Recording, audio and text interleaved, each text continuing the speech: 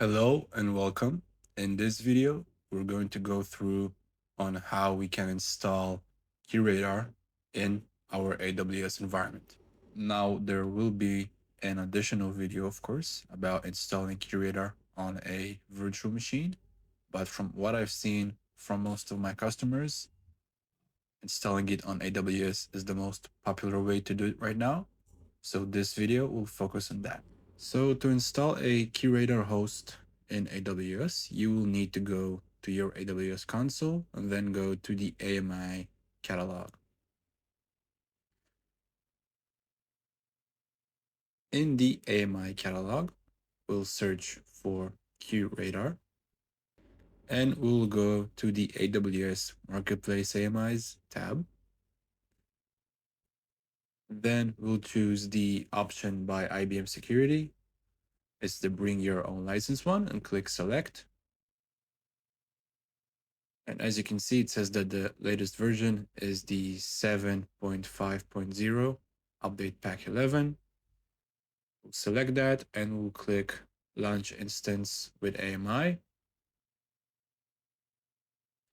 Here we will name our EC2 instance.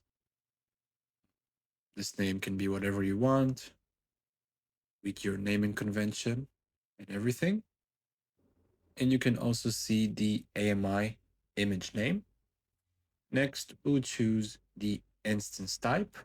I will, of course, add a link to the IBM documentation that specifies all of the compatible instance types in AWS for the QRadar hosts. I will choose the M5.2x large host for my host. This will be a QRadar console, of course. I will create a key pair and assign the needed network settings.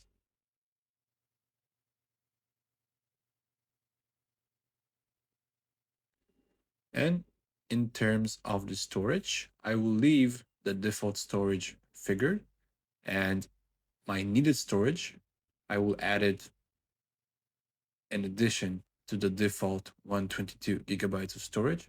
So in my case, I would like to have about 360 gigabytes of storage. So I will add an additional disk with 250 gigabytes of storage. Please notice that the minimum storage for a QRadar host is 250 gigabytes.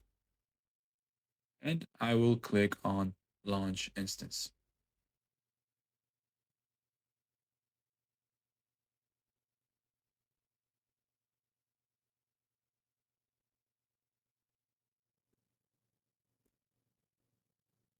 Once the instance is created, I will go to the EC2 console.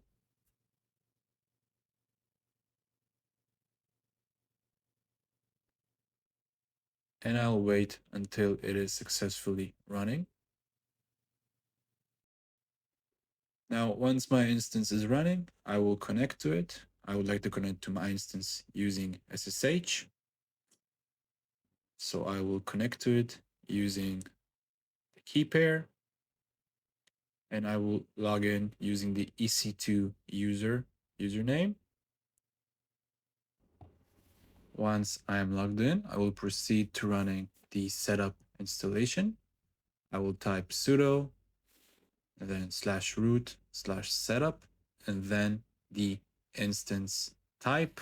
In my case, it will be a console.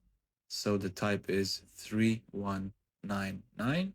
From this second, the installation will start running.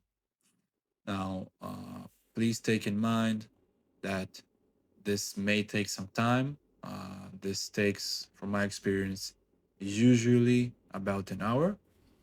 Now, I have sped up the progress of my installation. It is sped up about 50 times. So if you want to track my progress of the installation against yours and see if there is any problem or just to see if it matches, feel free to do so. If you don't mind about that, you can just skip to about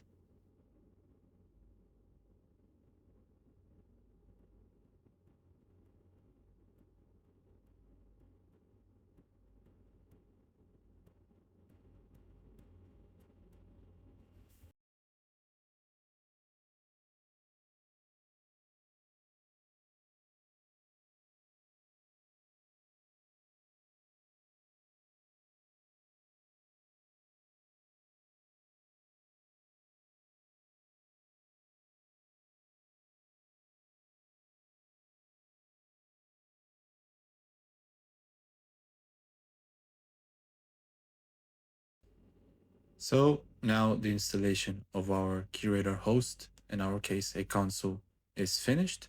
As you can see, this message will appear. As like it says, we'll press enter to complete the installation. There will be another few processes running before we'll be able to enter a password and confirm it. So in some versions of the AWS AMI, the script of choosing a password does not work correctly. It just does not choose a password for you at all. You just press enter and it goes away. Now to actually set a password in case the script fails for you, you can type sudo opt QRadar support change password.sh -a. Then you'll enter the admin password for the QRadar console. Here you actually enter it and confirm it. Again, this is only in case the script fails for you right away after the installation finishes. Once you can see that the password has been changed, you can actually go and log in to the QRadar console. You'll put the IP of your console with HTTPS.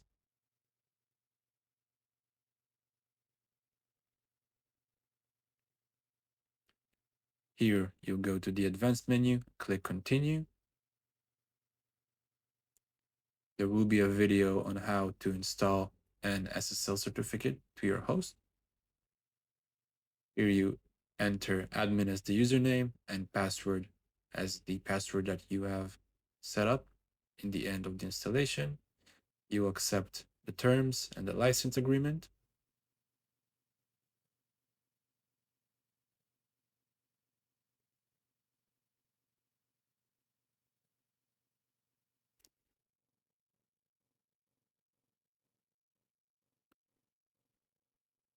And you will click OK on the license warning. We'll wait for the console to load.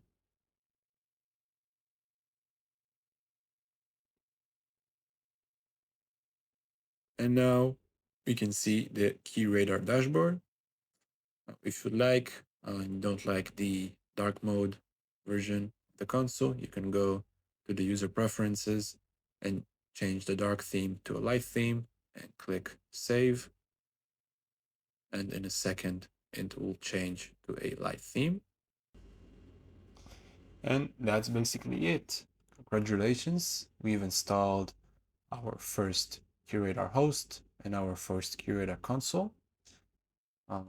In the next chapter, we'll go through installing our first log source, a Windows host.